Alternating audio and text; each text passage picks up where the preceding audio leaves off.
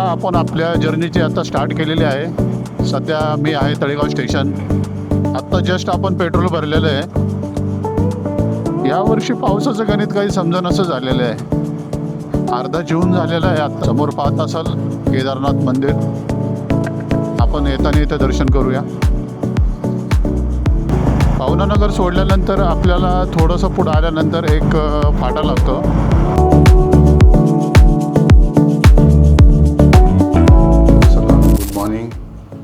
तुम्हा सर्वांचं स्वागत आहे माझ्या यूट्यूब चॅनलवर। आज दिनांक 14 जून 2026 वार रविवार। आज आपण निघालेलो आहोत वागेश्वर टेम्पल पावनानगर येथे। बाईक रेडी आहे। सकाळचे साधारण 6:30 झालेले आहेत। तर आता आपण निघत आहोत। चला निघूया आपण। तर चला आपण आपल्या जर्नीची आता स्टार्ट केलेली आहे। सध्या मी आहे तळेगाव स्टेशन।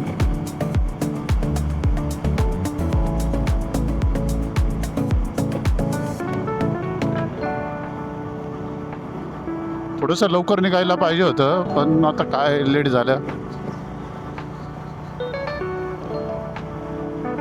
आज रविवार सुट्टी नाही आहे। आज मला परत तिथून येऊन कंपनीत जायचं आहे।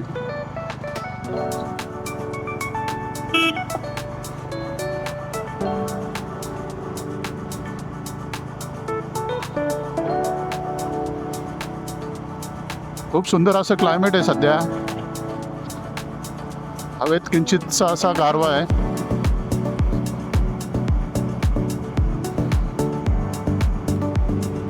आपण आता सध्या ओल्ड मुंबई पुणे हायवेवर आहे।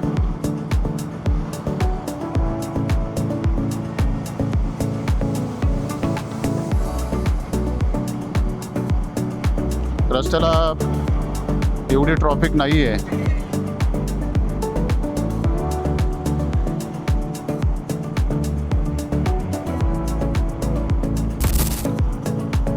गाडीमध्ये पेट्रोल होतं, पण थोडं भरून घेतलं। परत मध्ये आधी कुठं आपल्याला स्टॉप घ्यायचा नाही आहे। आपल्याला सरळ आपल्या डेस्टिनेशनकडे जायचं आहे। आता मी आहे कामशेतमध्ये। कामशेतमधूनच आपल्याला लेफ्ट घ्यायचं आहे।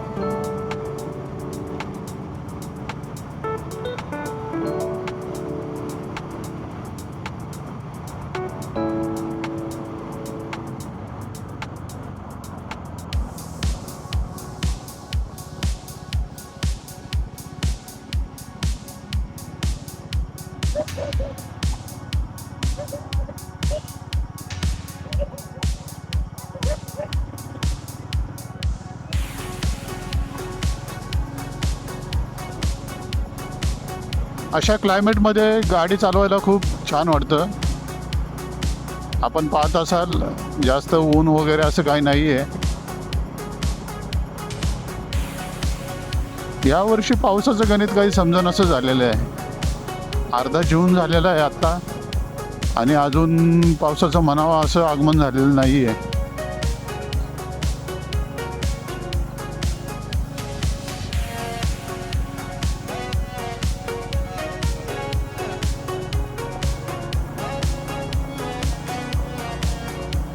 माझ्या लेफ्ट बाजूला आहे चिखलसे गाव म्हणून।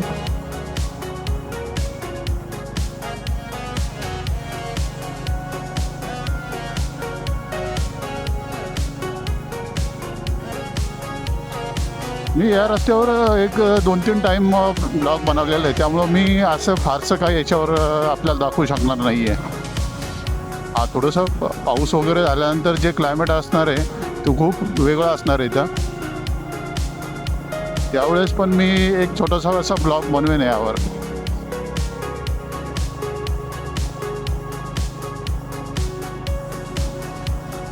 समोर पाहत असाल केदारनाथ मंदिर, आपण येताना इथं दर्शन करूया। खूप सुंदर असा परिसर आहे हा।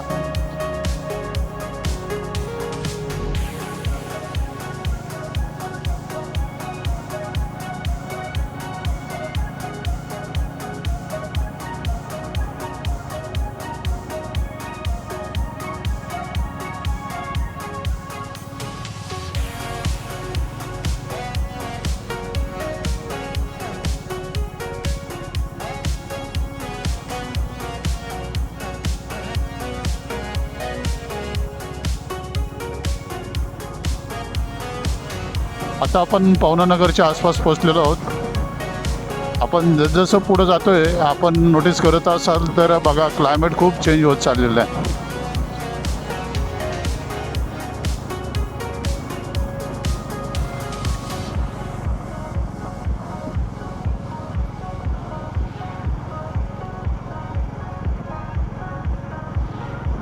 जस्ट पोचलोय आपण आता पवनानगर बाजारपेठेमध्ये.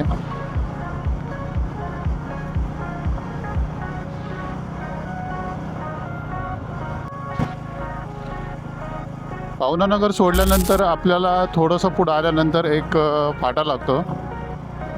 एक रस्ता लोणावळा साईडला जातो जो दुधिवरी खिंडेमधून जातो आणि एक रस्ता हा जो पौडला जातो त्या रस्त्याने आपल्याला यायचं आहे.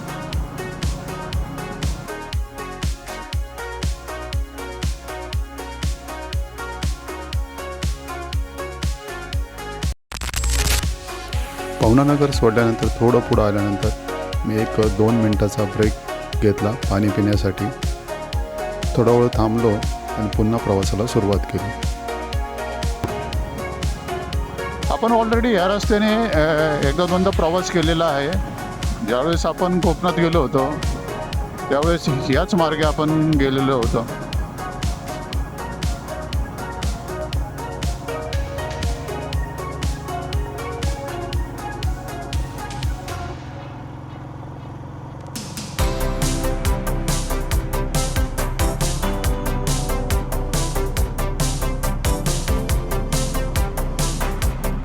माझ्या लेफ्ट साईडला आपण पाहत असाल तर तिकोना किल्ला आहे.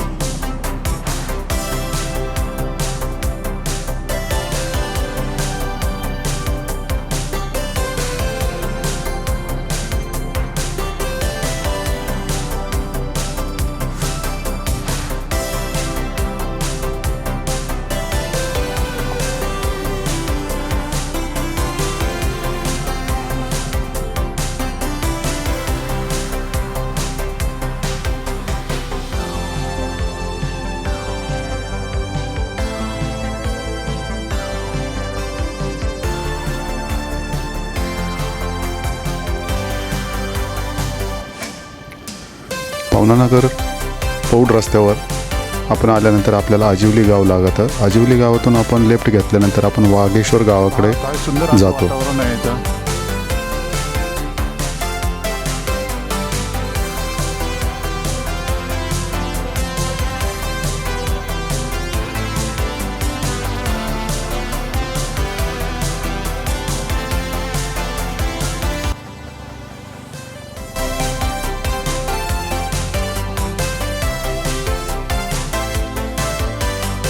वाघेश्वर मंदिर इकडेच आहे का?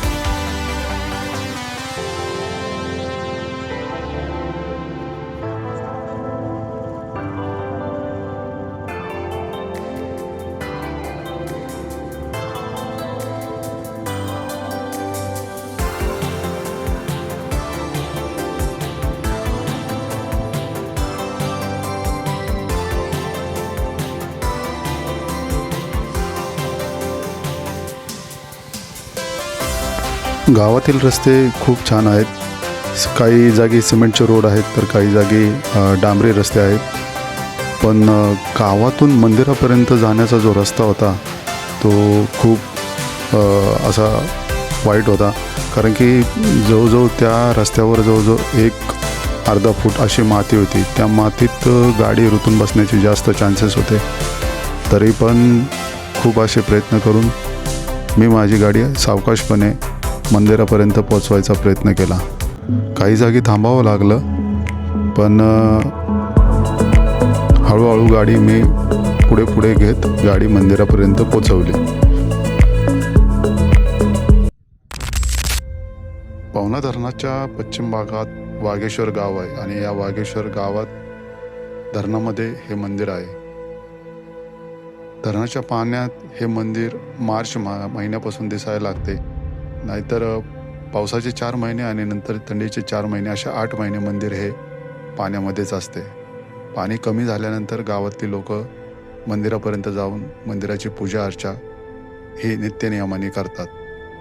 मंदिराच्या पुढच्या दरवाजाच्या समोर आपल्याला एक तुटलेला नंदी आणि एक छोटंसं असं शिवलिंग पाहायला मिळेल.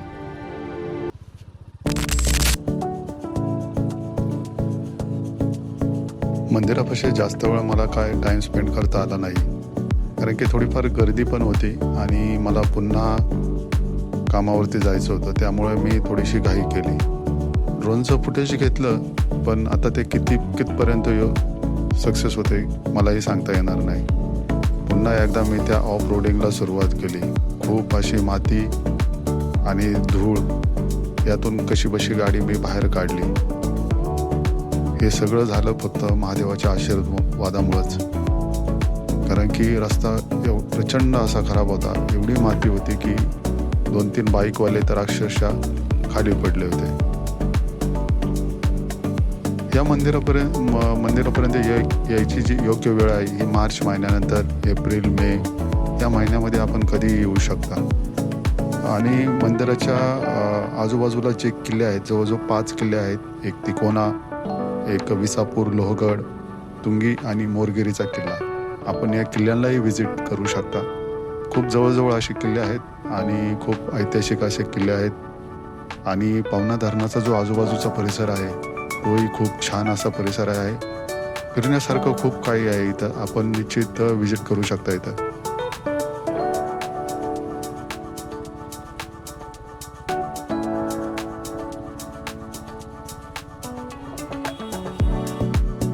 आता आपण आहोत पवनानगर बाजारपेठेमध्ये.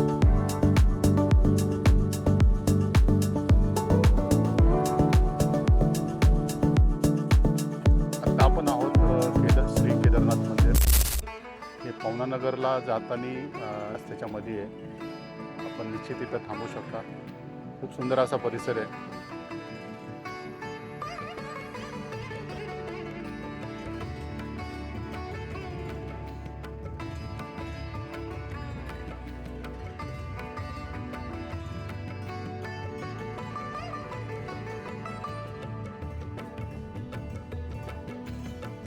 श्री केदारनाथाचं श्री वाघेश्वर महाराजांचं दर्शन घेऊन आता आपण आपल्या घरच्या दिशेने निघालेलो आहोत. मला घरी जाऊन पुन्हा ड्युटीवर जायचं आहे, त्याच्यामुळं थोडीशी घाई केली मी. नाही तर अजूनही थोडा वेळ तिथं वाघेश्वर मंदिरापाशी आपण टाईम स्पेंड केला असता. केदारनाथ मंदिरापाशी ड्रोनचं फुटेज वगैरे घेतलं असतं. पण पावसाळ्यात हे केदारनाथ मंदिर इथला जो सीन असतो खूप छान असतो. इथलं जे वातावरण असतं खूप एकदम सुंदर असं वातावरण असतं. त्यामुळं आपण पावसाळ्यात निश्चित एक ट्रिपचा प्लॅन करूया इथं. थोडंसं 6 वाजता जर निघालो असतं ना तर डेफिनेटली आता आपण घरी असतो, पण असं काय प्रॉब्लेम नाही. वाघेश्वर मंदिराबद्दल सांगायचं झालं तर 800 ते 1000 वर्षापूर्वीचं ते मंदिर आहे. चालुक्य काळातील हेमाडपंथीतील हे मंदिर आहे आणि हे फक्त 4 महिनेच आपल्याला पाहायला मिळतं. जसं धरणातील पाणी कमी होईल तसं मंदिर दिसू लागतं. तोपर्यंत तिथं जाणं म्हणजे मंदिर दिसतच नाही. पाण्यामध्ये पूर्ण 8 महिने ते पाण्यामध्येच असते.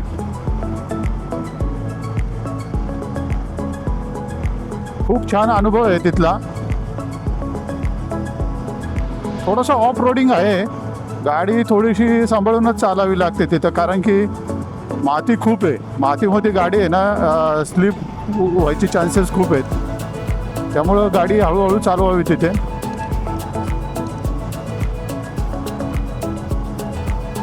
बाकी हवा पण खूप जोरात होती. आता मी ड्रोनचं फुटेज घेतलं आहे, बघूया कसं येतं आहे.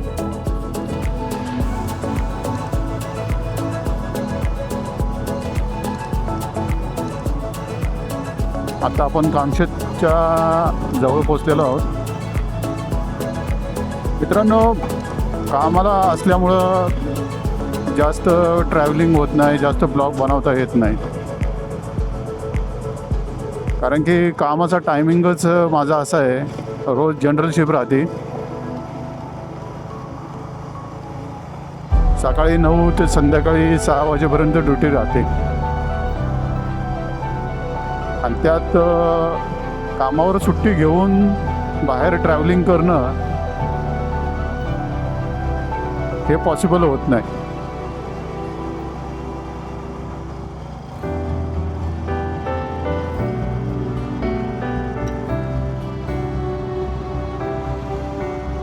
मागं 2 दिवस सुट्टी काढून आम्ही कोकणची ट्रिप केली होती. माझं ॲक्च्युली ते फुटेज माझं वर्किंग चालू आहे, त्याच्यावर काही फुटेज भेटले, काही फुटेज अजून करप्ट आहे. मी ब्लॉग टाकलेला नाही त्याचा.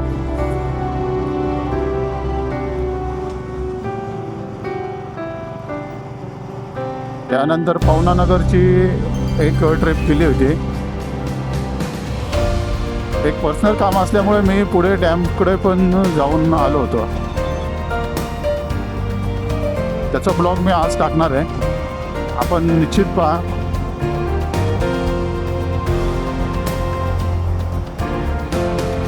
काही लोकांचे ट्रॅव्हलिंगचे असे व्हिडिओ पाहून मलाही थोडासा असा छंद लागल्यासारखं झालेलं आहे. हळूहळू आपण आपला जो सेटअप आहे पूर्ण तो पण डेव्हलप करतोय.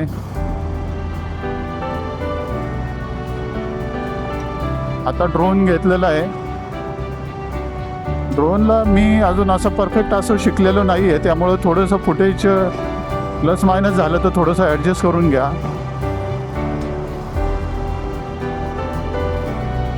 कारण की डेली ड्रोन उडवायला माझ्याकडे तेवढा टाईम पण नसतो. तरी पण शिकण्यासाठी मी प्रयत्नशील आहे. सुरुवातीला असं वाटायचं की ब्लॉग बनवणं खूप सोपं आहे, पण खूप साऱ्या अडचणी असतात मित्रांनो. ब्लॉग बनवणं, व्हिडिओ शूट करणं जेवढं सोपं आहे ना, तेवढं एडिटिंग करून अपलोड करणं खूप अवघड आहे.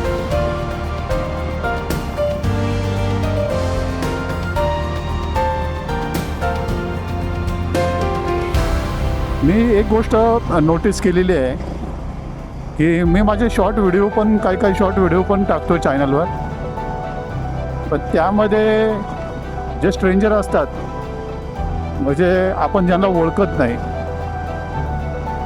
ती लोक आपल्याला भरभरून प्रतिसाद देतात.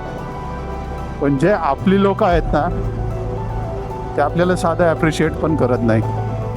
हा एक वाईट अनुभव मला आलेला आहे.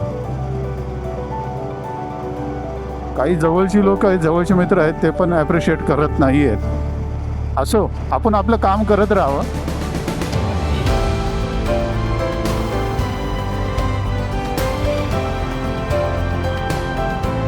मी माझं काम सुरूच ठेवणार आहे. बघू महादेवाची काय मर्जी आहे.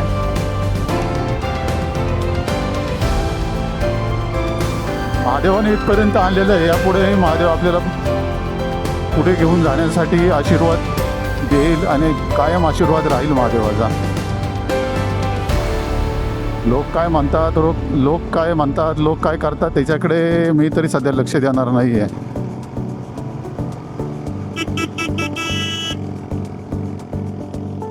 आपण सध्या वडगावमध्ये आहे, ओल्ड मुंबई पुणे हायवेवर. आपण आता आलो आहोत तळेगावमध्ये.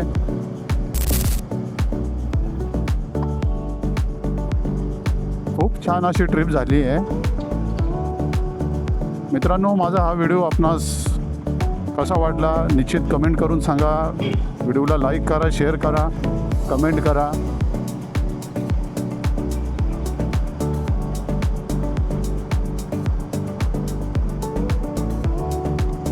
तर चला, काळजी घ्या. भेटूया आपण पुढच्या ब्लॉगमध्ये. धन्यवाद.